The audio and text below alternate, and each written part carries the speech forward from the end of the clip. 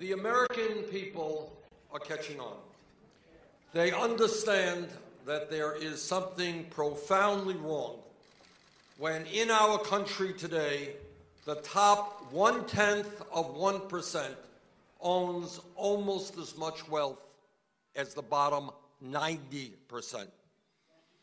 They understand that something is profoundly wrong when the 20 richest people in our country own more wealth than the bottom half of the American population, 150 million people.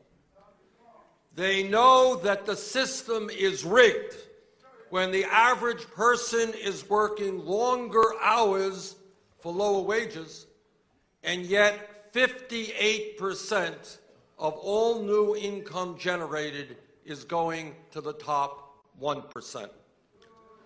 The American people also know that a handful of executives on Wall Street have extraordinary power over the economic and political life of our country.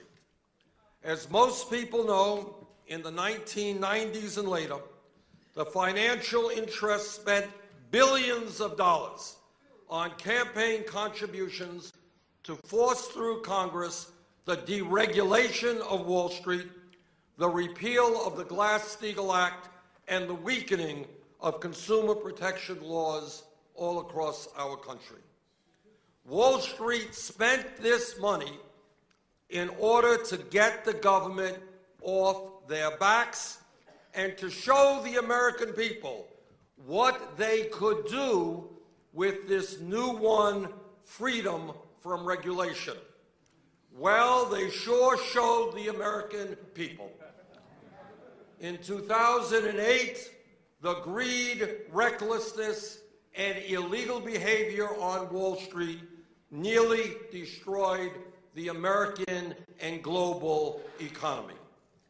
Millions of Americans lost their jobs, they lost their homes, and they lost their life savings.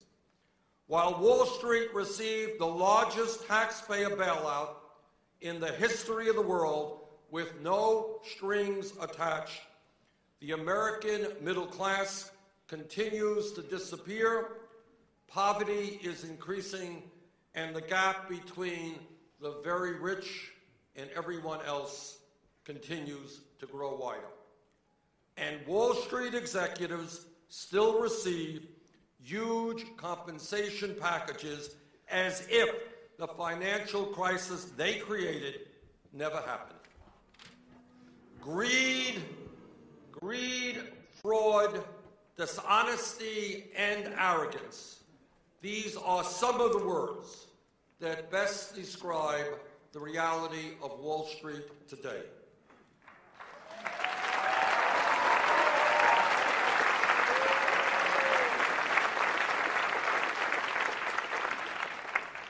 So to those on Wall Street who may be listening to my remarks, and I'm sure there are many of them,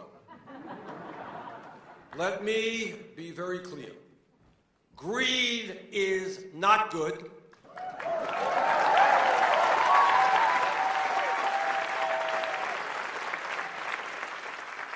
In fact, the greed of Wall Street and corporate America is destroying the very fabric of our nation.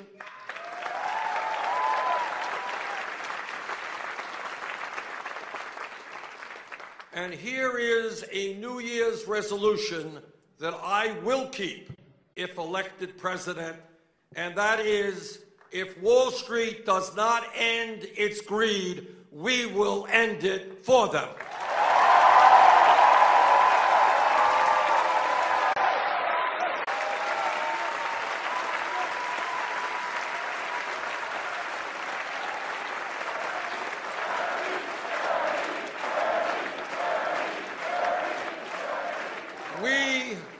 We will no longer tolerate an economy and a political system that has been rigged by Wall Street to benefit the wealthiest Americans in this country at the expense of everyone else. While President Obama deserves credit for improving this economy after the Wall Street crash, the reality is that a lot of unfinished business remains to be done.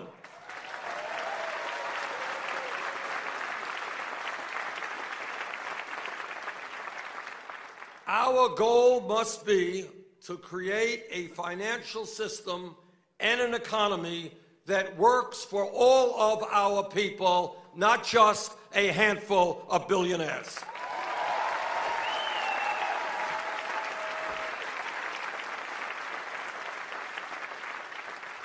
That means we have got to end once and for all the scheme that is nothing more than a free insurance policy for Wall Street, the policy of too big to fail.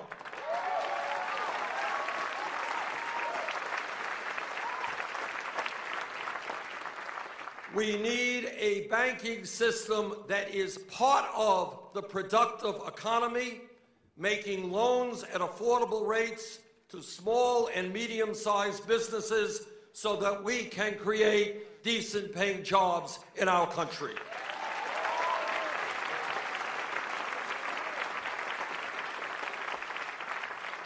Wall Street cannot continue to be an island unto itself, gambling trillions in risky financial instruments, making huge profits, and assured that if their schemes fail, the taxpayers will be there to bail them out.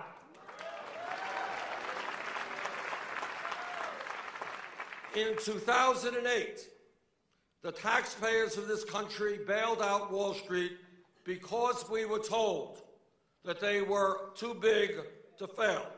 Yet today, 3 out of the 4 largest financial institutions, J.P. Morgan Chase, Bank of America, and Wells Fargo, are nearly 80% bigger than before we bailed them out because they were too big to fail. Incredibly, the 6 largest banks in this country issue more than 2/3 of all credit cards and more than 35% of all mortgages. They control more than 95% of all financial derivatives and hold more than 40% of all bank deposits. Their assets today are equivalent to nearly 60% of the GDP of the United States of America. Enough is enough.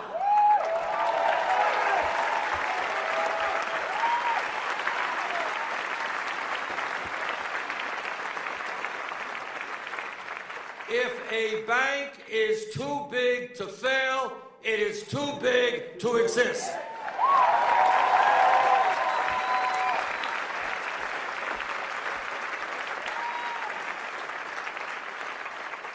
When it comes to Wall Street reform, that must be our bottom line. This is true not just from a risk perspective and the fear of another bailout. It is also true from the reality that a handful of huge financial institutions simply have too much economic and political power over this country.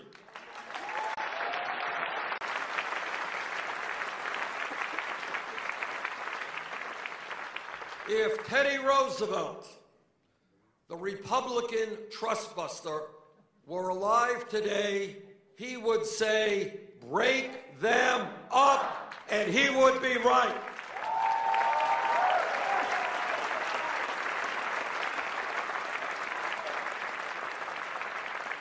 That's exactly what we have to do, and here's how I will accomplish that.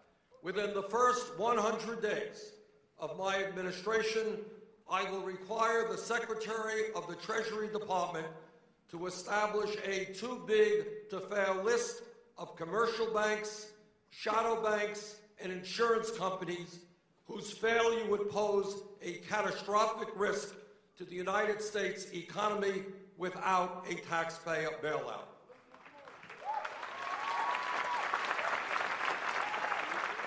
Within 1 year, my administration will break these institutions up so that they no longer pose a grave threat to the economy.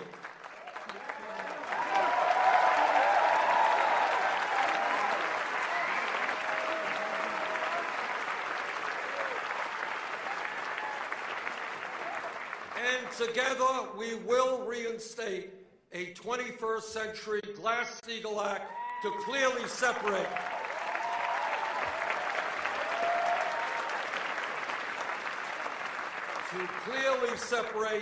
commercial banking, investment banking, and insurance services.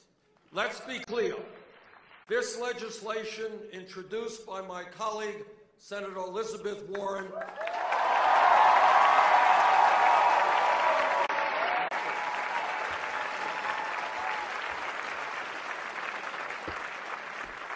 her legislation aims at the heart of the shadow banking system. In my view, Senator Warren is right. Dodd-Frank should have broken up Citigroup and other too-big-to-fail banks into pieces. And that is exactly what we need to do, and that is what I commit to do as President of the United States.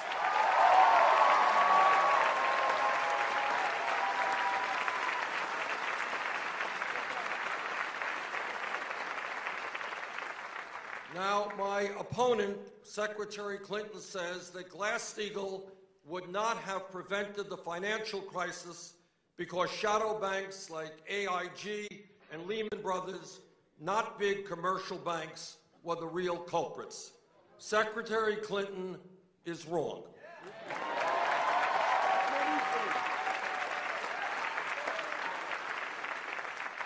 Shadow banks did gamble recklessly, but where did that money come from? It came from the federally insured bank deposits of big commercial banks, something that would have been banned under the Glass-Steagall Act.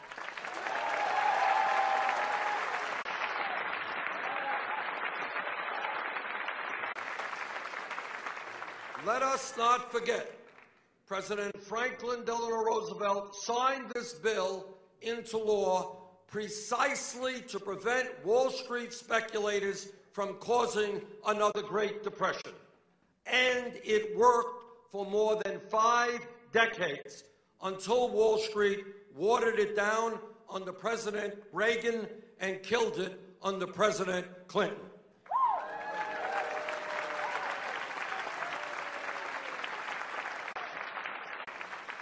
And let's not kid ourselves. The Federal Reserve and the Treasury Department didn't just bail out shadow banks. As a result of an amendment that I offered to audit the emergency lending activities of the Federal Reserve during the financial crisis, we learned that the Fed provided more than $16 trillion in short-term, low-interest loans to every major financial institution in this country, including Citigroup, J.P. Morgan Chase, Bank of America, Wells Fargo, not to mention large corporations, foreign banks, and foreign central banks throughout the world. Secretary Clinton says we just need to impose a few more fees and regulations on the financial industry. I disagree.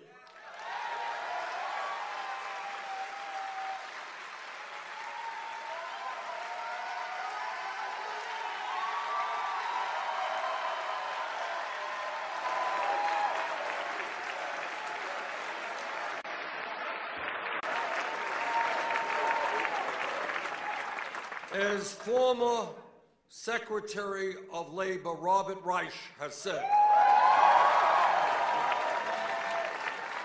and I quote, "Giant Wall Street banks continue to threaten the well-being of millions of Americans. But what to do? Bernie Sanders says break them up and resurrect the Glass-Steagall Act that once separated investment from commercial banking. Hillary Clinton says charge them a bit more and oversee them more carefully. Hillary Clinton's proposals would only invite more dilution and finagle. The only way to contain the street's excess is with reforms so big, bold, and public they can't be watered down.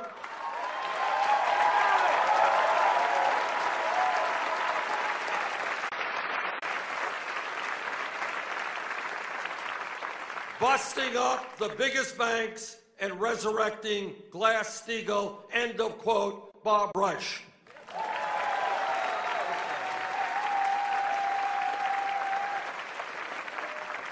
Secretary Reich is right. Real Wall Street reform means breaking up big banks and reestablishing firewalls that separates risk-taking from traditional banking.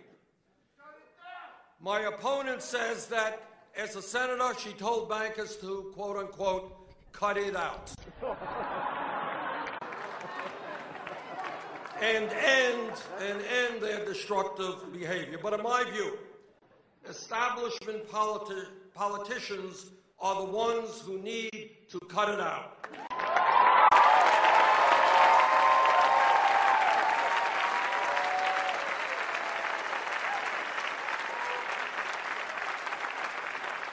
The reality is that Congress does not regulate Wall Street. Wall Street, it's... Hey.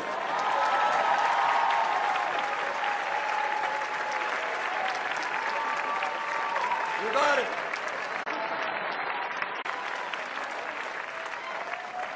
And you know what? As president, we're going to end that reality.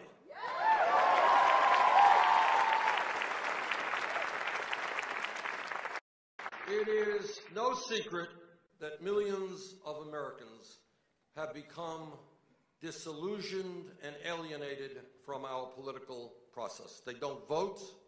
They don't believe much of what comes out of Washington. They don't think that there is anyone there representing their interests.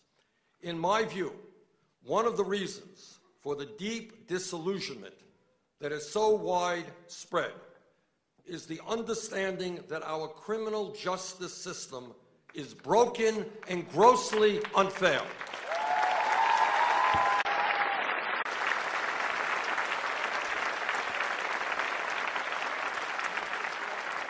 It is broken, it is unfair, and we do not have equal justice under the law. The average American sees kids being arrested and sometimes even jailed for possessing marijuana or other minor crimes. But when it comes to Wall Street executives, some of the wealthiest and most powerful people in this country whose illegal behavior caused pain and suffering for millions of Americans, somehow nothing happens to them. Nope.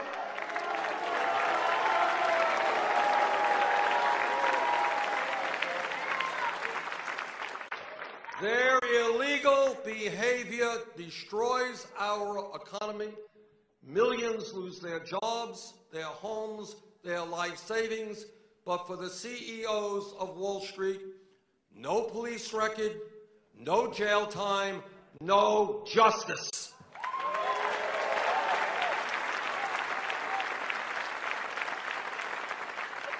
We live in a country today that has an economy that is rigged, a campaign finance system which is corrupt, and a criminal justice system which too often does not dispense justice.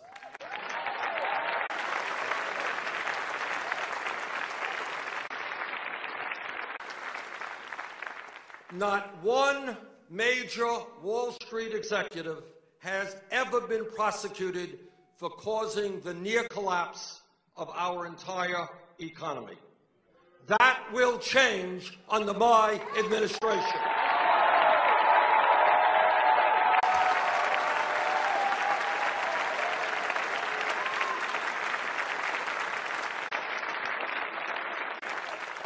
Equal justice under law will not just be words engraved on the entrance of the Supreme Court. It will be the standard that applies to Wall Street and all Americans.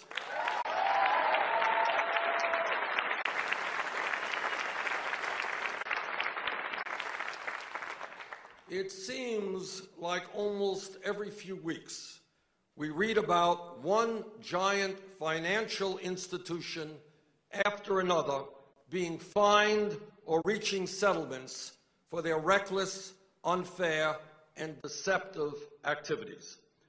Some people believe that this is an aberration, that we have an honest financial system in which every now and then major financial institutions do something wrong and get caught. In my view, the evidence suggests that would be an incorrect analysis.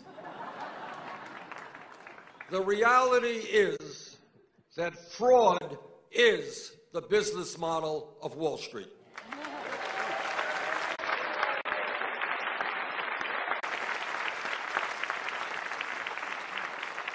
It is not the exception to the rule, it is the rule.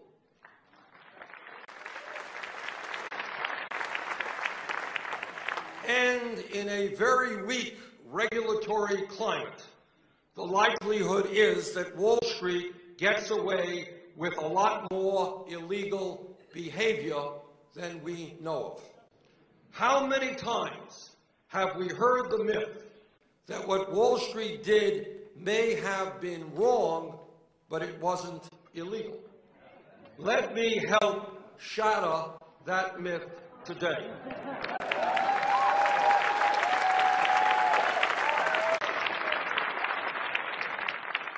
Since 2009, major financial institutions in this country have been fined $204 billion.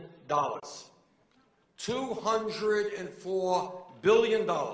And that, once again, takes place in a weak regulatory environment. Here are just a few examples of when major banks were caught doing illegal activity. In August 2014, Bank of America settled a case with the Department of Justice for more than $16 billion on charges that the bank misled investors about the riskiness of mortgage-backed securities it sold in the run-up to the crisis.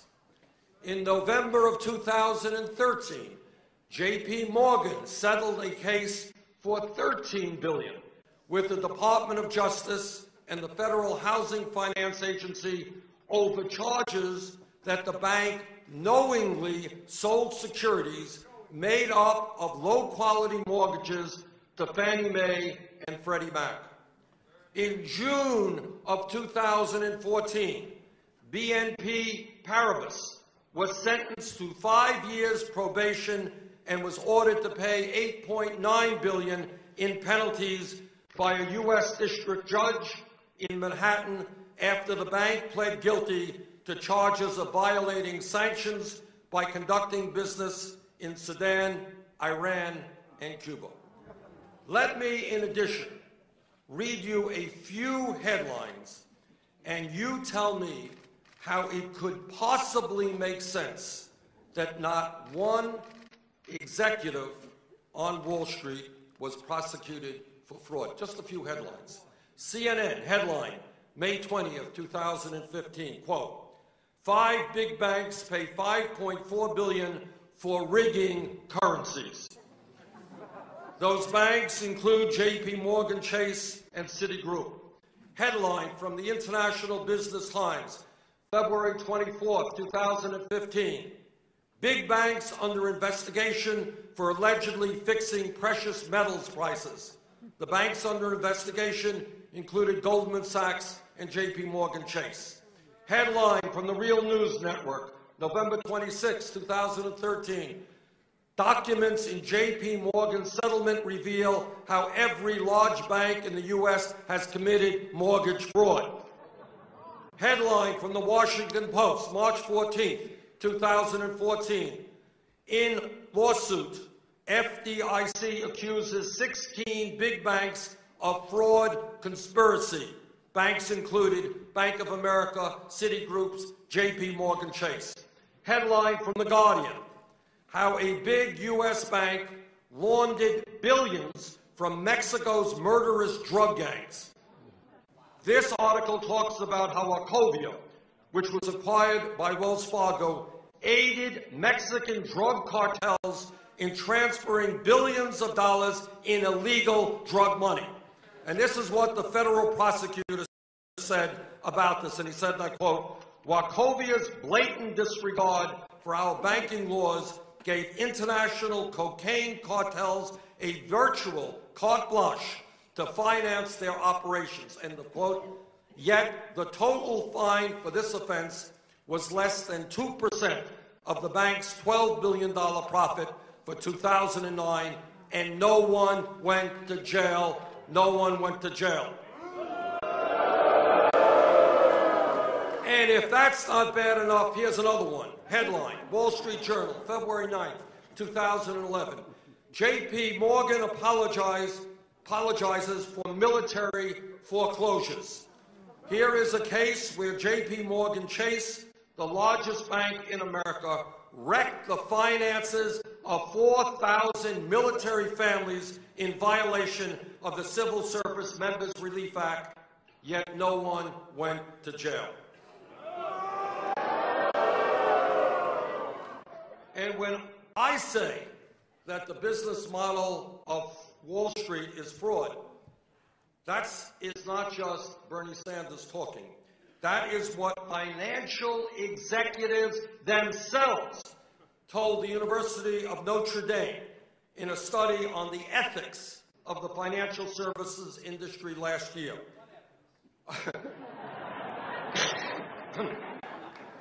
According to the study, listen to this, 51% of Wall Street executives making more than $500,000 a year found it likely that their competitors have engaged in unethical or illegal activity in order to gain an edge in the market. More than 1/3 of financial executives have either witnessed or have firsthand knowledge of wrongdoing in the workplace. Nearly 1 in 5 financial service professionals believe they must engage in illegal or unethical activity to be successful. 25% of financial executives have signed or been asked to sign a confidentiality agreement that would prohibit reporting illegal or unethical activities to the authorities. Here is what one banker from Barclays said in 2010 when he was caught trying to price fix the $5 trillion per day currency market. He said, and I quote, "If you ain't cheating, you ain't trying," end of quote. Here is what an analyst from Standard & Poor's said in 2008, and I quote, "Let's hope we are all wealthy and retired by the time this house of cards falters," end of quote. This country can no longer afford to tolerate the culture of fraud and corruption on Wall Street. Under my administration, Wall Street CEOs will no longer receive a get-out-of-jail-free card.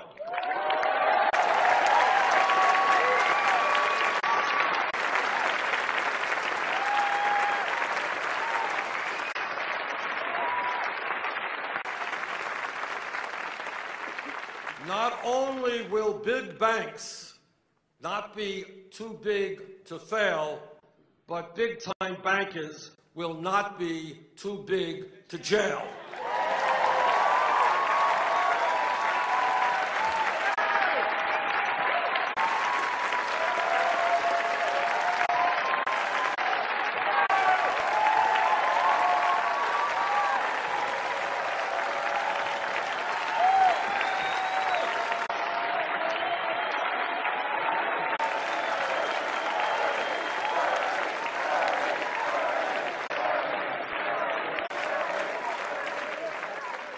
As president, I will nominate and appoint people with a track record of standing up to power rather than those who have made millions defending Wall Street CEOs.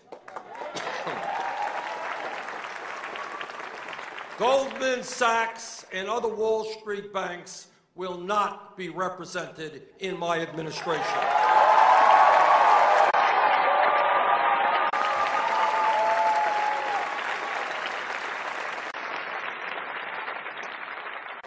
And if we are serious about reforming our financial system, we have got to establish a tax on Wall Street speculators.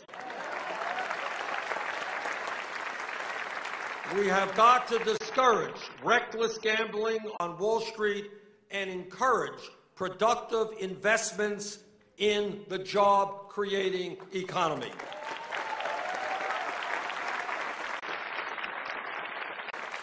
We will use the revenue from this tax to make public colleges and universities tuition-free.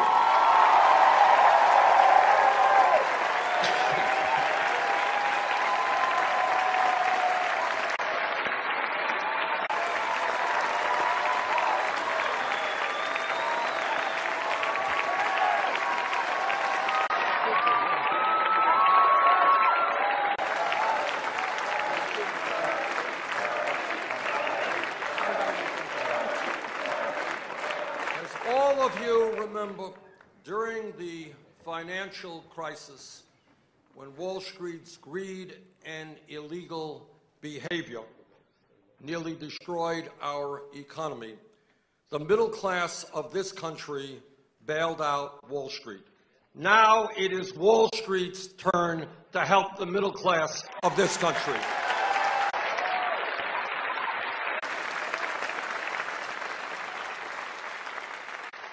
We cannot have a safe and sound financial system if we cannot trust the credit agencies to accurately rate financial products.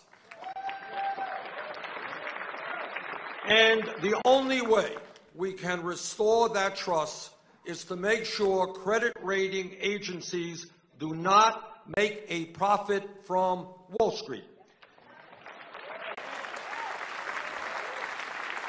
The truth is that investors would not have bought the risky mortgage-backed derivatives that led to the Great Recession if credit agencies did not give these worthless financial products AAA ratings they knew were bogus.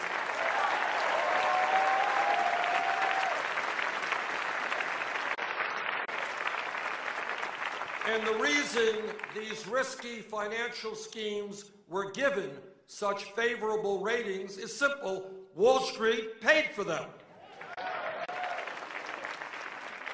Under my administration, we will turn for-profit credit rating agencies into non-profit institutions independent from Wall Street.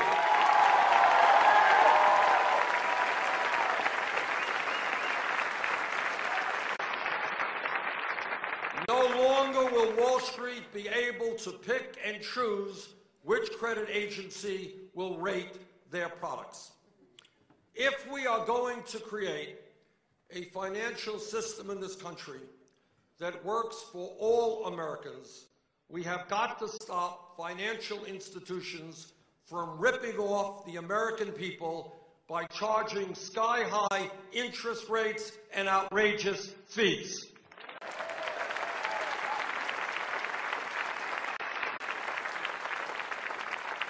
In my view, it is unacceptable that Americans are paying $4 or $5 in fees every time they go to an ATM.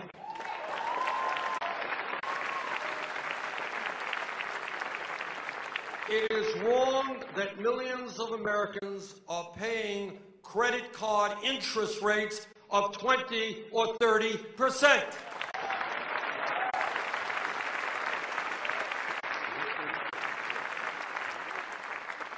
The Bible has a term for this practice. It's called usury.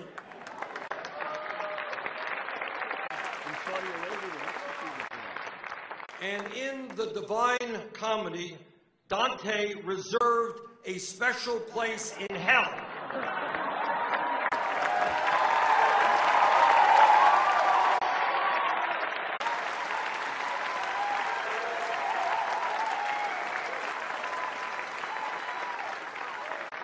reserved a special place in hell for those who charge people usurious interest rates. Well, today we don't need the hellfire and the pitchforks. We don't need the rivers of boiling blood, but we do need a national usury law.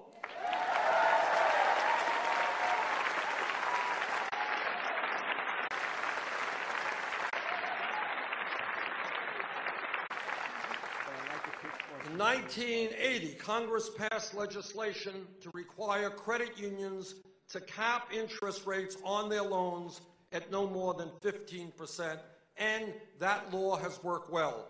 Unlike big banks, credit unions did not receive a huge bailout from the taxpayers of this country. It is time to extend this cap to every lender in America.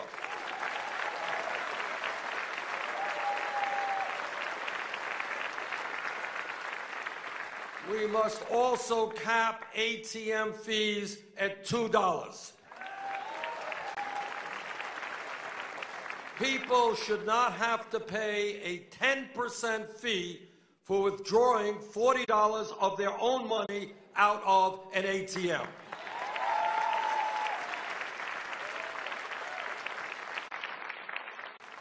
Huge banks need to stop acting like loan sharks and start acting like responsible lenders.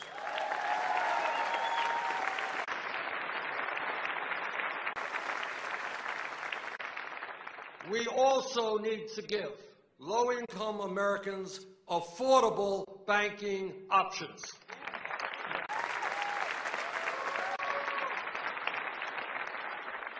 The reality is, and this is quite unbelievable but true, that millions of low-income Americans live in communities where there are no normal banking services. Today, if you live in a low-income community and you need to cash a check or get a loan to pay for a car repair or a medical emergency, where do you go? You go to a payday lender who could charge an interest rate of over 300%. And trap you into a vicious cycle of debt. That has got to end.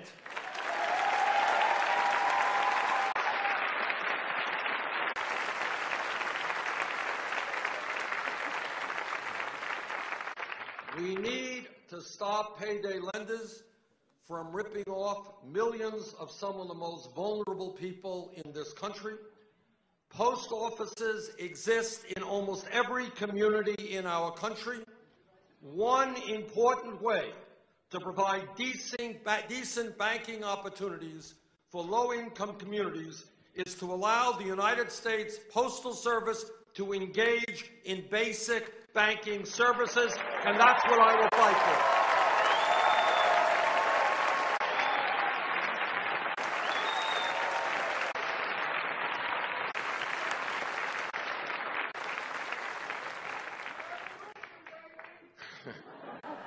Further, we need to structurally reform the Federal Reserve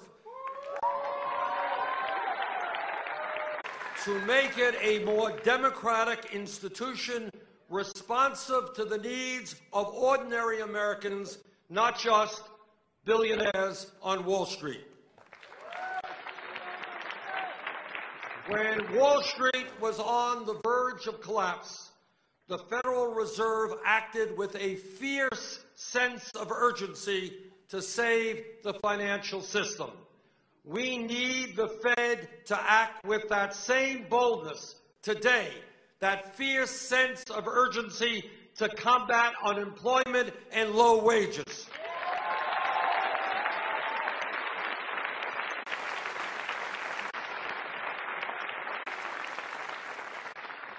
We need to structurally reform the Federal Reserve to make it a more democratic institution responsive to the needs of ordinary Americans, not just Wall Street.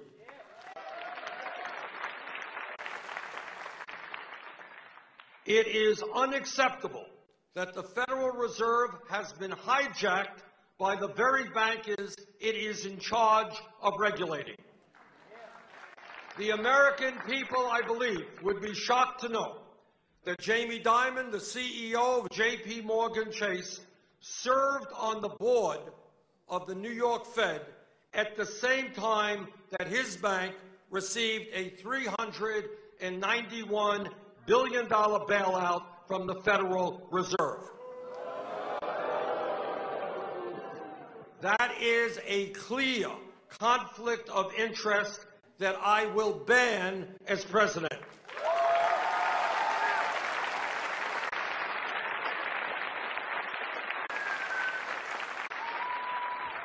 As president, I will not allow the foxes to be guarding the henhouse at the Fed.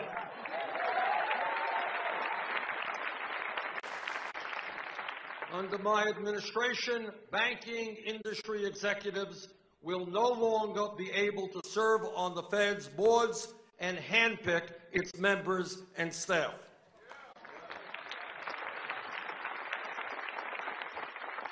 Further, the Fed should stop paying financial institutions interest to keep money out of the economy and parked at the Fed. Incredibly, the excess reserves of financial institutions that are sitting in the Federal Reserve have grown from less than $2 billion in 2008 to $2.4 trillion today. That is absurd. Instead of paying interest on these reserves, the Fed should charge them a fee that can be used to provide affordable loans to small businesses to create jobs all over America.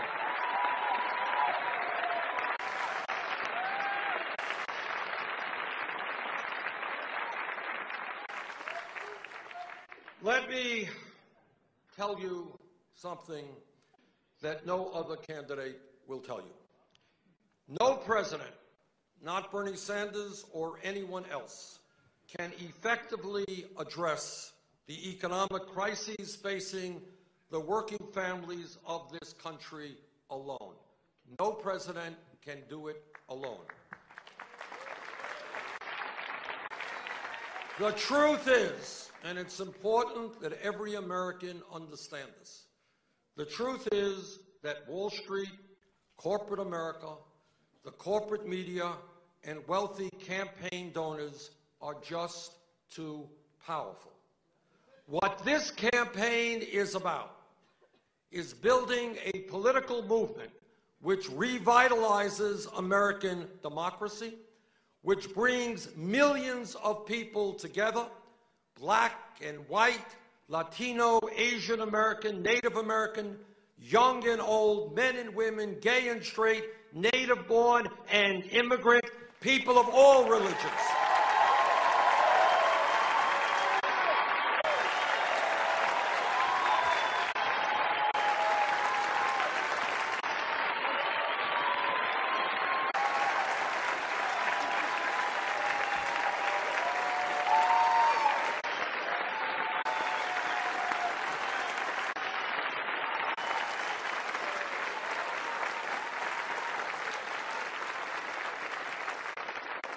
Yes, Wall Street does have enormous economic and political power. Yes, Wall Street makes huge campaign contributions.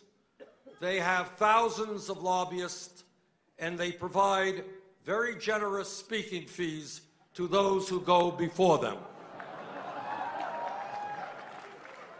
Yes, Wall Street has an endless supply of money. But we have something they don't have.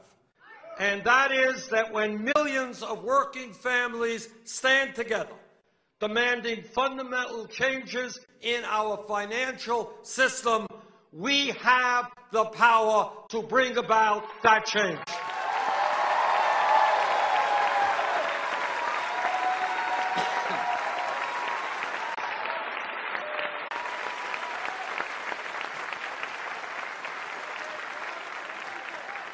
Yes, we can make our economy work for all Americans, not just a handful of wealthy speculators. And now more than ever, that is exactly what we must do. And so my message to you today is simple and straightforward.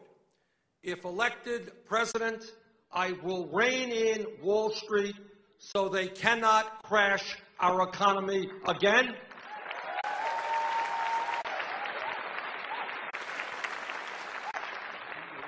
Will the folks on Wall Street like me? No. Will they begin to play by the rules if I am president? You better believe it.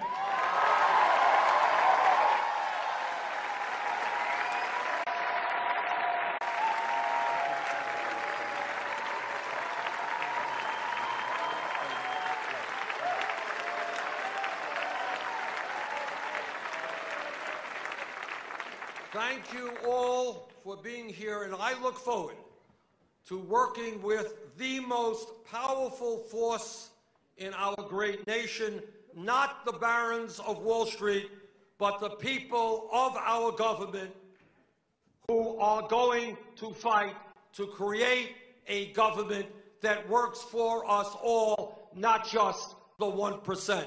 Thank you all very much.